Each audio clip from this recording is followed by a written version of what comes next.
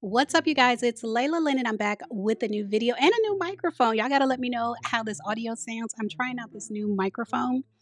In this video, I wanted to talk about the situation with Oprah putting Whitney Houston on Front Street, the late, great Whitney Houston, sharing things about her in her passing that she didn't share while she was alive. I feel like personally there's something morally wrong with that, but I'm not surprised that Oprah would do that. I feel like she's not a perfect person. I'll just put it that way.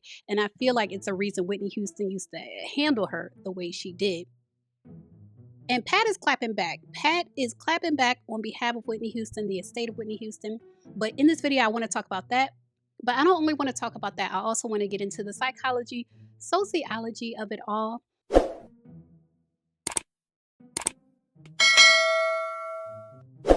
I will tell you, Oprah's not my favorite person. I'm proud of her as a Black woman and what she's accomplished. But like I said, none of us are perfect. And I never like how she bullied Toni Braxton. I never like how she bullied Toni Braxton. And I feel like if she had the opportunity, she might have tried to handle Whitney the same way, but Whitney had a different type of way about her. And so I want to start with what Oprah said at Cannes. She was doing an interview at Cannes, and this is what she said about one of the times. She said this was actually the last time that Whitney Houston visited the Oprah Winfrey Show. We did the whole, hey girl, how you doing, greeting thing. And then I stopped the cameras and I went behind stage and I said, so tell me, what do you want? What do you want to happen here? And I'm going to tell you what I want to happen here. And that was one of the most powerful interviews. And you all know this is an amazing thing that happened. I had such trust from the Oprah show audience that Whitney did, I think it was her last show with us. And she had gone back on drugs. The first interview I did with her when we'd gone behind stage and I asked her about her attention, she was clean. But the day she came to my show then to perform in front of the audience, she was not. And she fell off of the stage. And I knew that if that story got out that she'd fallen off of the stage, everybody would be, that she would be destroyed by that. And so even though the So she goes on to say that she had so much trust between her and her audience when she asked them not to take photographs of Whitney, falling off the stage, no videos, don't even talk about it. Her audience and her had such a tight relationship that they listened to her, like they didn't put Whitney out there like that. And this is the first time we're hearing that story. And so Oprah says that Whitney Houston was high, which I want to kind of give her some grace because part of me wants to say, did you see her get high? Like, how do you know she was high? Did you see her get high? But part of me is also like, sometimes you recognize when somebody's high, you can recognize it. Here's what Pat Houston had to say. TMZ is reporting Whitney Houston's estate is pissed about Oprah Winfrey claiming that the late singer showed up to her talk show high. And they say what happened that day is actually Oprah's fault. Whitney's estate, run by Pat Houston, tells TMZ in a statement. Pat emphatically responds to a statement made by Oprah Winfrey at Cannes. She said Whitney absolutely fell off the stage, but it was during a sound check, and it was due to the darkness of the area and her unfamiliarity with the stage. She was absolutely not high. She was absolutely not high.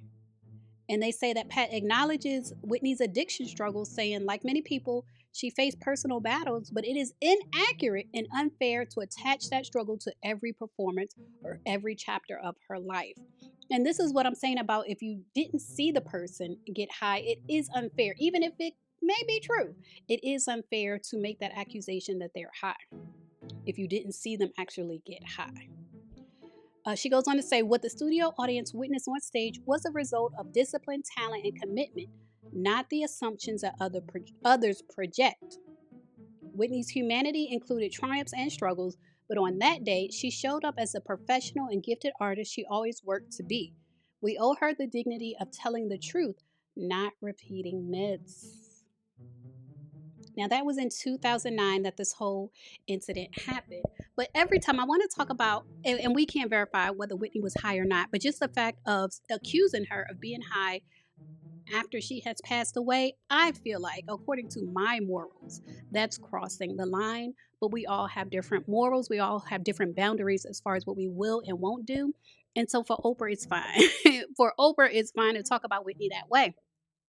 But like I said, I'm not the biggest fan of Oprah, and it does have to do with how she has treated some of the most beautiful women that have been on her show. If we can be honest, I feel like Oprah bullied Toni Braxton and had Toni Braxton in the hot seat crying, talking about how she spent her money. Because Oprah was saying that Toni was such a big spender, and Oprah had a higher net worth, but she spent way less. And later, Toni came out and said, just because you don't buy Gucci flatware, just because you don't spend your money this way, doesn't mean there's something wrong with me spending my money the way I want to spend my money.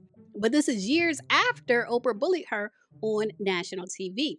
What I noticed between Oprah and Whitney is that, first of all, I don't feel like Whitney had the type of personality to be bullied, like to take low. And I noticed every time Whitney would come on the Oprah Winfrey show, she would sing Oprah's theme song. Oprah used to have a theme song that she sung herself. If you guys remember, it used to say, "I think I want to run on." That's the most singing y'all gonna get from me. But it was something about "I think I want to run on."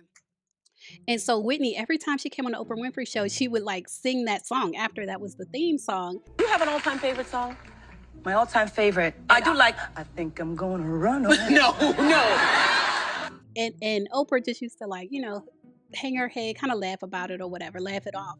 But I always felt like she was acknowledging that Oprah also wanted to be known for her singing voice. Like, if we're going to be honest, the reason she sung her own theme song was because she felt like she had a good voice, she could do it, and she wanted to be known not only as Oprah, the talk show host and things like that, but also the singer, Oprah the singer. And so, do I want to say that Oprah was jealous of Whitney Houston? Women like Whitney Houston, women like Toni Braxton. Do I want to say she was jealous of those women?